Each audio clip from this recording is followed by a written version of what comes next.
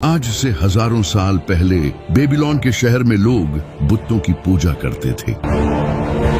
वहाँ के लोग सितारों की भी इबादत करते थे और सितारों से फ्यूचर प्रिडिक्ट करते थे। इसकी वजह इनका बादशाह था जो लोगों को रिलीजन के जरिए कंट्रोल करता था। इस बादशाह का नाम नमरूद था। नमरूद को अपने आप पर बहुत गुरूर था, लेकिन एक दिन नमरूद ने एक ख्वाब देखा कि एक स्टार मशरिक से निकलता है और इसकी रोशनी से सूरज को ग्रहण लग जाता है और इसके बाद इसकी सल्तनत खत्म हो जाती है।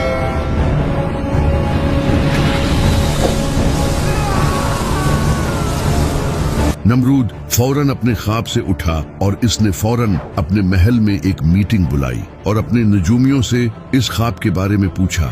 मुझे इस ख्वाब के बारे में बताओ। इसके नजूमियों ने इसे बताया, बहुत जल्द एक बच्चा पैदा होगा जो कि आपकी बादशाहत को खत्म कर देगा। नमरूद ये सुनकर डर गया और इसने फौरन हुक्म दे दिया कि आज के बाद हर नया पैदा होने वाला बच्चा मार दिया जाए। बिल्कुल यही सब फिरौन ने भी किया था। नमरूद के इस हुक्म के बाद जो भी बच्चा पैदा होता उसे मार दिया जाता। लेकिन इसी दौरान एक औरत भी प्रेग्नेंट थी और बहुत जल्द इसके यहाँ बच्चा होने वाला था। वो औरत लोगों से दूर अपने बच्चे की हिफाजत के लिए एक गार में चली गई। इसने एक अजीम बच्चे को जन्म दिया जिसका नाम रखा गया इब्राहिम।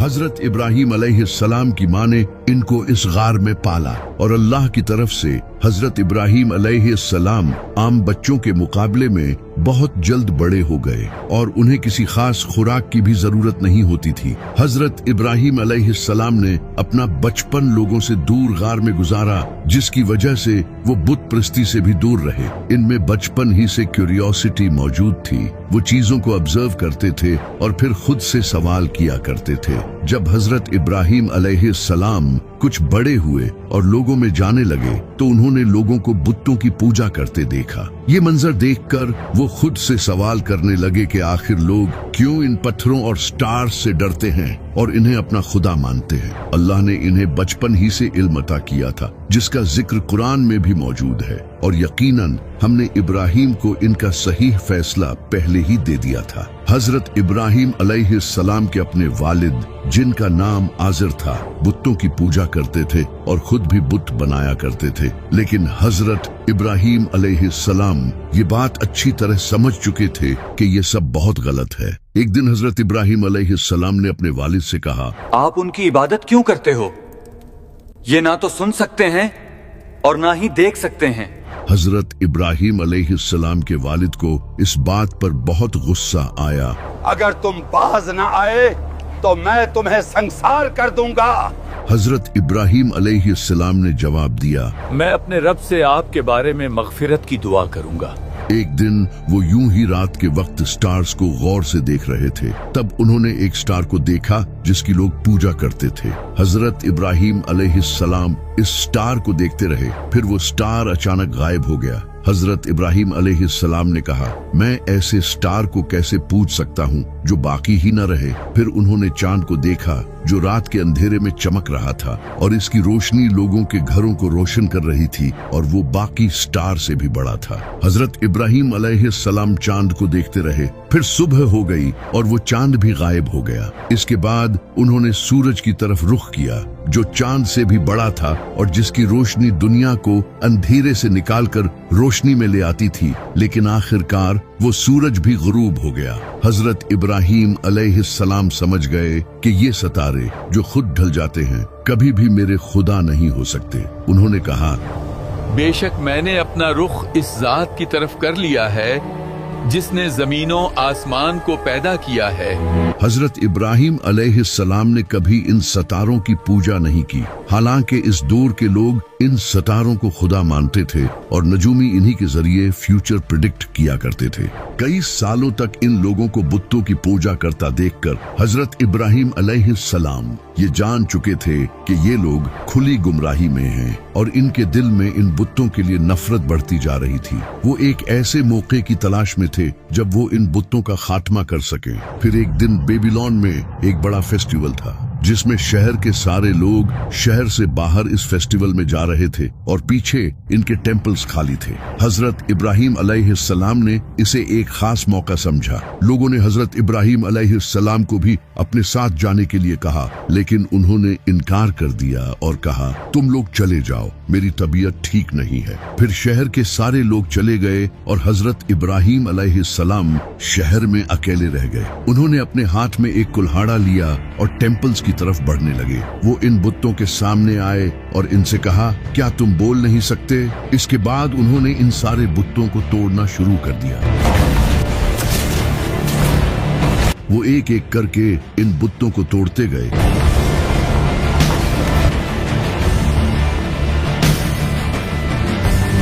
और आखिर में एक बड़ा बुत रह गया। हजरत इब्राहिम अलैहिस्सलाम ने वो कुल्हाड़ा इसके हाथ में रख दिया और वहां से चले गए। जब फेस्टिवल खत्म होने के बाद लोग शहर वापस आए तो ये मंजर देखकर हैरान रह गए और कहने लगे, हमारे खुदाओं के साथ ये सब किसने किया है? हम एक लड़के को जानते हैं जो त्योहार में नहीं गया। इस लड़के का नाम क्या है?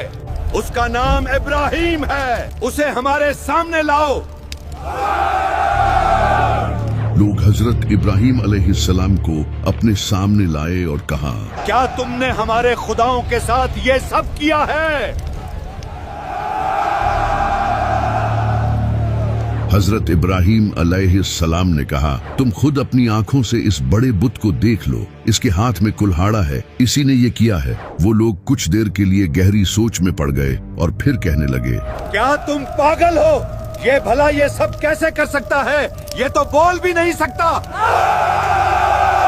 हजरत इब्राहिम अलैहिस्सलाम ने कहा, तो फिर तुम लोग इसकी इबादत क्यों करते हो? वो लोग ये सुनते ही फिर एक गहरी सोच में पड़ गए और एक दूसरे से कहने लगे, हम तो गुमराही में थे। लेकिन कुछ देर बाद वो फिर से जिद पर आ गए और हजरत इब्राहिम अलैहिस्सलाम पर गुस्सा होने लगे और कहने लगे, उसे जलाकर राख कर दो। हाँ, बिल्कुल सही कहा, इसे आग में फेंक दो। इसे जलाकर अपने खुदाओं को खुश करो। आग जला दो इसे। इसके बाद उन्होंने हजरत इब्राहिम अलैहिस्सलाम को पकड़कर बांध दिया और एक बहुत बड़ी आग जलाने लगे। इस आग में जो भी इनके हाथ आता वो डाल देते, जिससे आग बढ़ती चली गई और इसकी हीट इतनी ज्यादा हो गई कि लोग दूर खड़े होकर भी इसकी हीट महसूस कर सकते थे। वो हजरत इब्राहिम अलैहिस्सलाम को आग में फेंकने के लिए आगे लाए। इसी वक्त हजरत जिब्राइल इनके सामने आए और कहा, ए इब्राहिम, क्या आपको मदद की जरूरत है? हजरत इब्राहिम अलैहिस्सलाम ने कहा, मुझे तुम्हारी मदद की जरूरत नहीं, मेरा अल्लाह मेरे लिए काफी है, वो मुझे देख रहा है। इसके बाद लोग इन्हें लेकर आग की तरफ बढ़ने लगे। हजरत इब्राहिम अलैहिस्सलाम इस जलती हुई आग की तरफ बढ़ रहे थे, लेकिन इनका दिल ईमान से भरा हुआ था। वो आग के करीब आए और फिर लोगों ने इन्हें आग में फेंक दिया।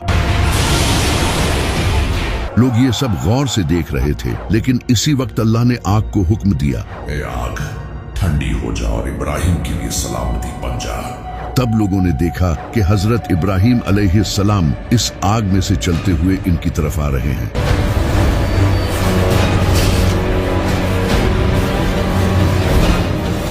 लोग ये देखकर हैरान हो गए। इन्हें अपनी आंखों पर यकीन नहीं आ रहा था कि इनके खुदाओं और इनकी ये साजिश सब नाकाम हो गई और इब्राहिम के सच्चे खुदा ने इसे बचा लिया। जब नमरूद ने इस वाकये के बारे में सुना, बादशाह सलामत, एक लड़के ने हमारे बुतों को तोड़कर रख दिया और वो जलती आग से जिंदा बाहर आया। नमरूद ये सुनकर हैरान हो गया। इसने हजरत इब्राहिम अलैहिस्सलाम को अपने पास बुलाया। हजरत इब्राहिम अलैहिस्सलाम इसके पास गए और इसके सामने अपने रब की तारीफ की और कहा, मेरा रब वो है जो जिंदगी और मौत देता है। नमरूद ने जवाब में कहा, मैं भी जिंदगी और मौत देता हूँ। इसके सामने दो मुजरिम लाए गए। फिर इसने एक मुजरिम को कत्ल कर दिया और दूसरे को छोड़ दिया और कहा, देखा, मैंने एक को जिंदगी दी और दूसरे को मौत। हजरत इब्राहिम अलैहिस्सलाम ने कहा, मेरा रब सूरज को मशरिक से निकालकर मगरिब में गरूब करता है। क्या तुम ऐसा कर सकते हो? नमरूद ये सुनकर खामोश हो गया, क्योंकि वो ये कभी नहीं कर सकता था। वो गुस्से में आ गया, लेकिन इसने हजरत इब्राहिम अलैहिस्सलाम को कत्ल करने के बजाय इन्हें बेबीलोन से निकाल दिया। हजरत इब्राहिम अलैहिस्सलाम ने कहा, बेशक मैं अपने रब की तरफ हिजरत करने वाला हूँ।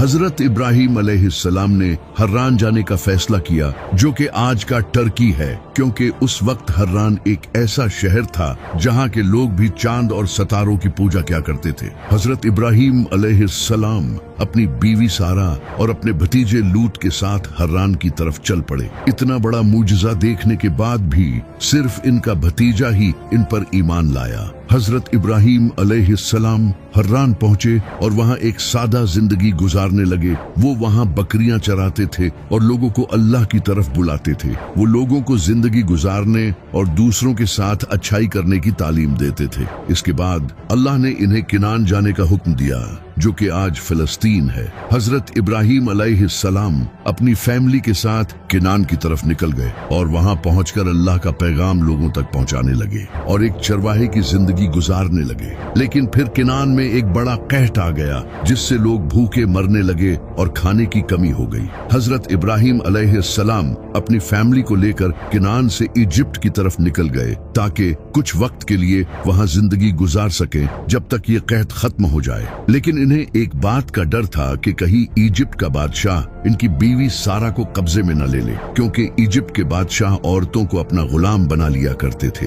हजरत इब्राहिम अलैहिस्सलाम जब वहां पहुंचे तो वहां का बादशाह पैरालाइज्ड हो गया और हिल भी नहीं पा रहा था, जिससे हजरत सारा अलैहिस्सलाम की अल्लाह ने हिफाजत की। फिर हजरत इब्राहिम अलैहिस्सलाम अपनी फैमिली के साथ इजिप्ट में रहने लगे। यही इनकी बीवी हजरत सारा अलैहिस्सलाम को एक नेक औरत मिली, जिनका नाम हाजरा था, जो इनके घर के काम करने लगी। उस वक्त तक इनकी कोई औलाद नहीं हो रही थी, तो हजरत सारा अलैहिस्सलाम ने हजरत इब्राहिम अलैहिस्सलाम को कहा कि आप हाजरा को भी अपनी बीवी बना लें। हजरत इब्राहिम अलैहिस्सलाम ने हजरत हाजरा अलैहिस्सलाम से निकाह कर लिया, लेकिन निकाह के कई साल बाद भी हजरत हाजरा अलैहिस्सलाम के यहाँ कोई औलाद नहीं हुई। फिर कई सालों बाद अल्लाह ने इन्हें एक बेटा अता किया, जिसका नाम इस्माइल था। इस वक्त तक हजरत इब्राहिम अलैहिस्सलाम बूढ़े हो चुके थे, यानी इतने सालों बाद जाकर अल्लाह ने इन्हें एक बेटा अता किया।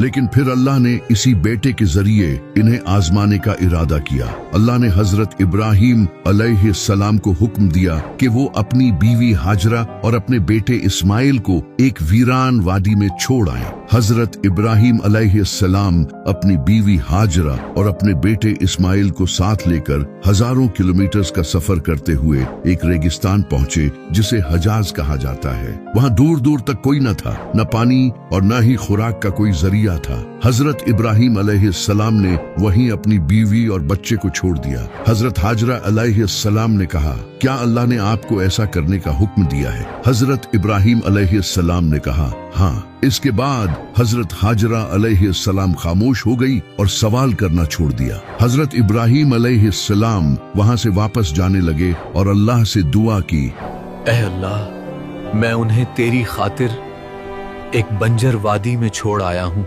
हजरत हाजरा और हजरत इस्माइल अलैहिस्सलाम को रेगिस्तान में छोड़ने के कुछ वक्त बाद इन्हें प्यास लगने लगी और इनके पास जो पानी था वो भी खत्म हो गया। हजरत इस्माइल अलैहिस्सलाम रोने लगे। सैयदा हाजरा अलैहिस्सलाम इन्हें देखकर परेशान होने लगी और अपने आसपास पानी ढूंढने लगी, लेकिन दूर दूर तक पानी का कोई निशान तक नहीं था। तो इन्हें अपने सामने एक पहाड़ दिखाई दिया। हजरत हाजरा अलैहिस्सलाम दौड़ती हुई पहाड़ पर चढ़ी और दूर दूर तक पानी तलाश करने लगी, लेकिन कहीं भी पानी नजर न आया। वो कभी एक पहाड़ पर चढ़ती और फिर दौड़ती हुई दूसरे पहाड़ की तरफ जाती, और ऐसा उन्होंने 7 बार किया। इन दोनों पहाड़ों का नाम सफा और मरवा था, लेकिन उन्हें कहीं भी पानी नजर नहीं आया। वहां दूसरी तरफ हजरत इस्माइल अलैहिस्सलाम प्यास से तड़प रहे थे। तभी एक फरिश्ता जमीन पर आया और उसने जमीन पर जोर से मारा तो एक पानी का चश्मा फूट पड़ा।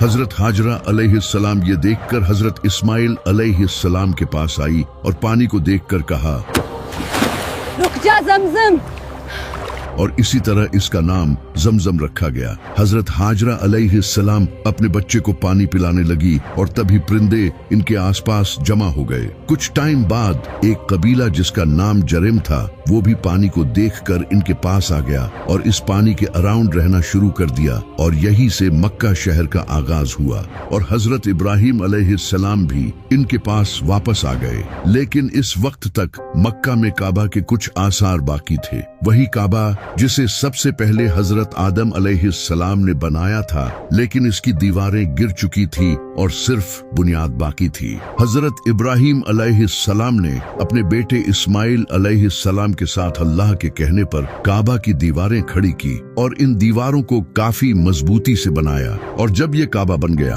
तो हजरत इब्राहिम अलैहिस्सलाम इसके सामने एक पत्थर पर खड़े हुए और इसे देखने लगे, लेकिन तभी अल्लाह ने इस पत्थर को नरम कर दिया और हजरत इब्राहिम अलैहिस्सलाम के पैरों के निशान इस पत्थर पर छप गए और ये पत्थर आज भी काबा के पास मौजूद है, जिसे मुकामे इब्राहिम कहा जाता है, जो कि मुसलमानों के लिए एक निशानी है। काबा के बनने के बाद मक्का लोगों के लिए एक पाक जगह बन गई और लोग यहाँ अल्लाह की इबादत करने के लिए आने लगे और इस तरह एक वीरान जगह एक शहर में तब्दील हो गई जिसका नाम मक्का है। हजरत इब्राहिम अलैहिस्सलाम मक्का में ही अपनी बीवी और बेटे इस्माइल के साथ रहने लगे। उन्होंने हजरत इस्माइल अलैहिस्सलाम की तरबियत की। हजरत इस्माइल अलैहिस्सलाम भी बड़े हो गए, लेकिन इसी वक्त अल्लाह ने इन पर एक और आजमाइश डाल दी।